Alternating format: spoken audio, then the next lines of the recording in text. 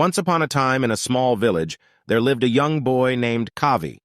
Kavi was known for his intelligence, but he often found it challenging to concentrate and study for long periods of time.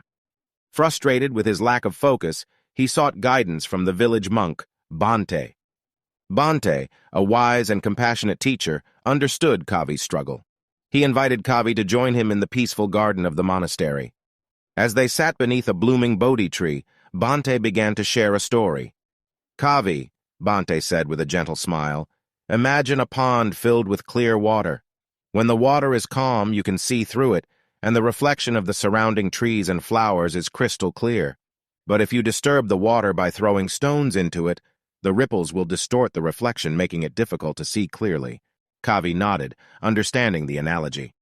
Bhante continued, "In the same way, the mind is like the pond. When it is calm and focused, learning becomes effortless. But when the mind is filled with distractions and restlessness, it becomes challenging to concentrate on your studies." Kavi listened intently, eager to learn how he could increase his focus and study more effectively. Bhante paused for a moment, taking in the serenity of the garden, and then continued his story. One day, a young monk approached his teacher, seeking guidance on how to increase his focus during meditation. The wise teacher smiled and asked him to bring a clay pot filled with water. The young monk did as instructed and handed the pot to his teacher. The teacher then asked the young monk to pour a few drops of water onto a leaf floating in the pot. The young monk carefully poured the water, but as the droplets touched the leaf, they dispersed into the water, creating small ripples. The teacher looked at the young monk and said, "Your mind is like the water in this pot. Each drop of water represents a distraction that disrupts your focus. To increase your concentration, you must learn to minimize these distractions." Bhante paused and looked into Kavi's eyes. "Kavi, if you wish to study more effectively and increase your focus, you must cultivate mindfulness.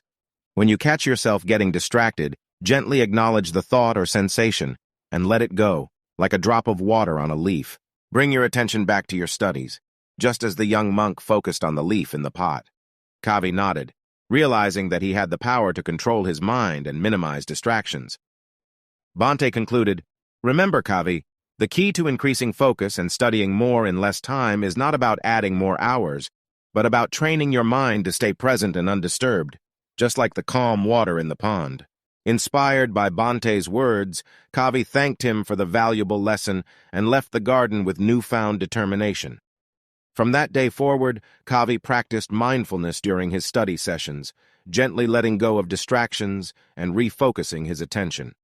With each passing day, his focus grew stronger, and his ability to study effectively increased. And so, Kavi learned the power of mindfulness, using it to navigate the sea of knowledge and achieve his academic goals while finding inner peace along the way.